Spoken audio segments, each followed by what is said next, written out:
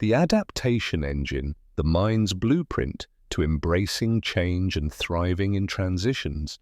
Have you ever looked at a major life change, a new job, a relocation, or a massive shift in your industry, not as an opportunity, but as a terrifying threat?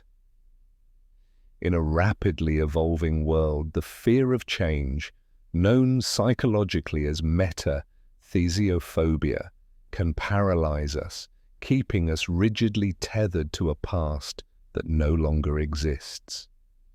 In this episode of The Mind's Blueprint, we explore the profound psychological resistance to transition and reveal the blueprint to activating your adaptation engine, a powerful mechanism that allows you to not just survive, but truly thrive in times of flux.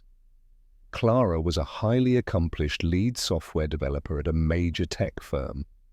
For 15 years, her mastery of legacy systems had made her indispensable. She had built her career on expertise, predictability, and a deep-seated confidence in the familiar. But the industry was undergoing a seismic shift.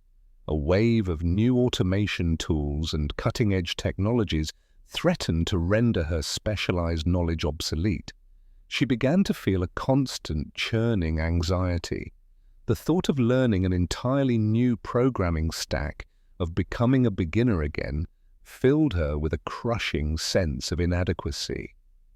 She would subtly sabotage new projects, clinging to old methods, and often dismissing new technologies as untested or overhyped.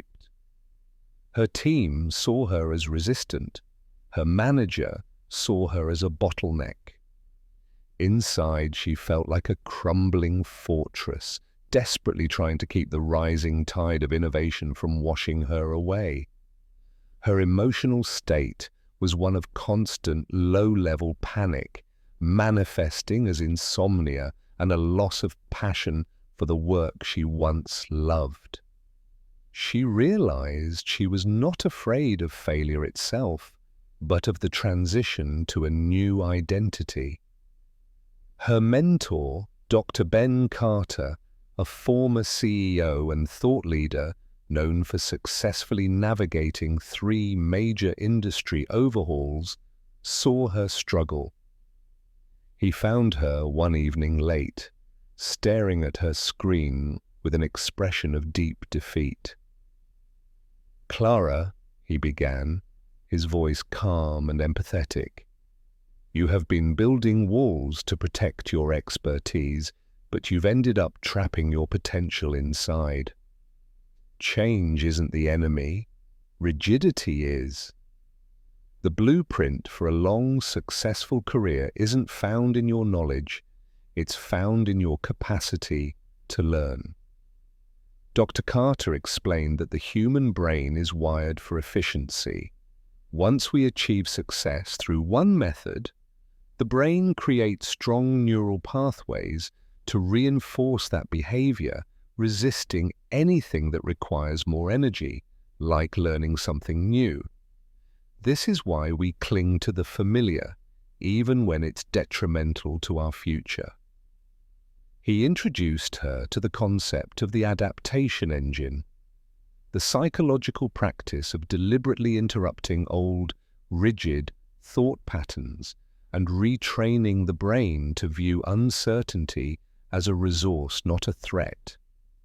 It involves moving from a fixed mindset, where we believe our talents are static, to a growth mindset, where we believe our abilities can be developed through dedication and hard work. He gave her a 3-step blueprint for building her own engine of change. If you've ever felt paralyzed by the thought of a major life change, hit that subscribe button to join our community and discover more blueprints for your mind. Dr. Carter's blueprint was designed to break the cycle of self-sabotage and retrain Clara's neural pathways for flexibility. Practice the identity detachment technique. The first step was to decouple her sense of self-worth from her current set of skills. She had to stop defining herself as the Java expert and start identifying as the problem solver.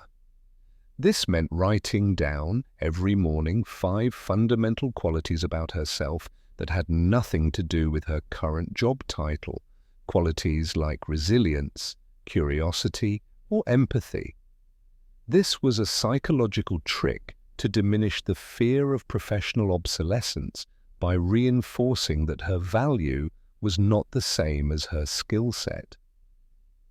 Use the micro-experimentation technique.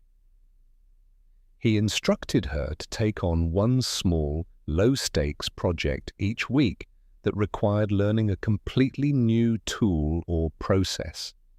The goal was not success, but exposure. These micro-experiments were designed to introduce small, manageable doses of failure and uncertainty, gradually desensitizing her fear response. She began spending 10 minutes each day trying to code in the new language, even if she only wrote 2 lines of working code. This was the first, gentle step toward overriding the brain's natural resistance to effort. Clara began applying the blueprint, and the initial resistance was powerful.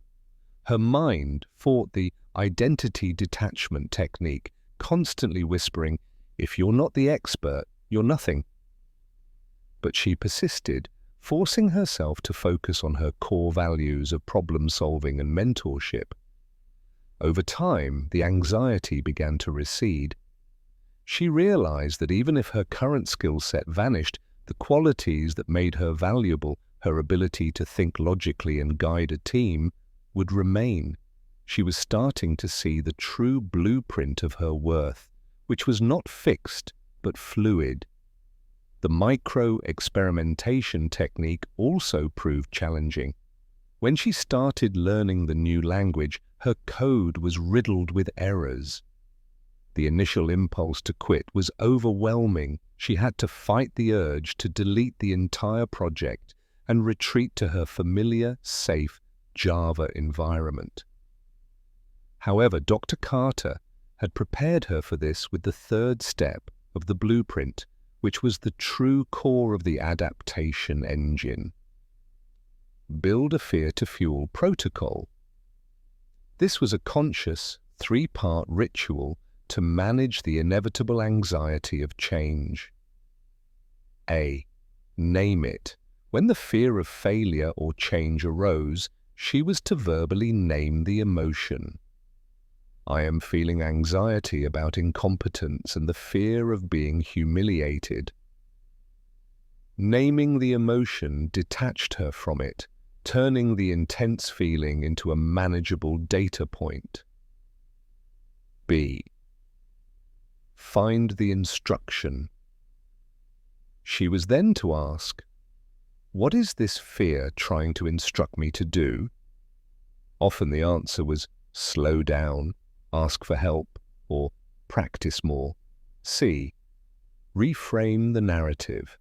Finally, she would reframe the internal monologue. This feeling of discomfort is not a sign that I should stop. It is the feeling of my brain rewiring itself. It is a sign of growth. This powerful shift transformed her anxiety from a barrier into the very fuel for her progress. With the fear-to-fuel protocol in place, Clara was able to tackle a critical company project that required the new technology. She volunteered for the project, knowing it would expose her limitations, but she viewed it as a large-scale micro-experiment. The real test came 3 weeks in, when the core functionality she had built suddenly failed, generating a cascade of errors that brought the entire system down. Her old self would have instantly spiraled into panic and shame, concealing the error and blaming external factors. This time, as the cold wave of dread washed over her, she stopped. "Name it," she whispered to herself. "I am feeling intense panic. and the fear of professional humiliation. "Find the instruction," she continued, taking a slow, steady breath. "The instruction is to hide, but the real instruction is to calmly debug this and, more importantly, to be transparent and ask for help immediately. Reframe the narrative," she concluded. "This is not a failure of me, it is a gift of complexity." The sheer difficulty of this bug means that solving it will solidify my understanding of the new system more than any success ever could. She immediately called her team, openly admitting the failure. She then asked her younger colleagues, the ones who knew the new system better, for collaborative help. Her act of vulnerability was disarming and earned her their immediate respect. They realized she was truly committed to learning, not just defending her ego. The teams solved the bug together, and the successful resolution became a turning point. Clara realized the adaptation engine wasn't about being unafraid. It was about acting despite the fear and using vulnerability as a form of strength. Her value had not diminished. It had simply shifted from an expert on the past to a guide for the future. Her manager, seeing her new engagement, her willingness to learn, and her profound influence on team collaboration, promoted her to a new role, Director of Transition and Training. She was tasked with leading the cultural shift for the entire department. She finally understood that her worth was not static. It was dynamic, constantly renewed by her capacity for change. She looked at the future, not with dread, but with genuine curiosity and excitement for the next challenge. You are not defined by the expertise you hold today. By understanding and engaging the blueprint of your adaptation engine, you can transform the inevitable winds of change into the very sails of your greatest success.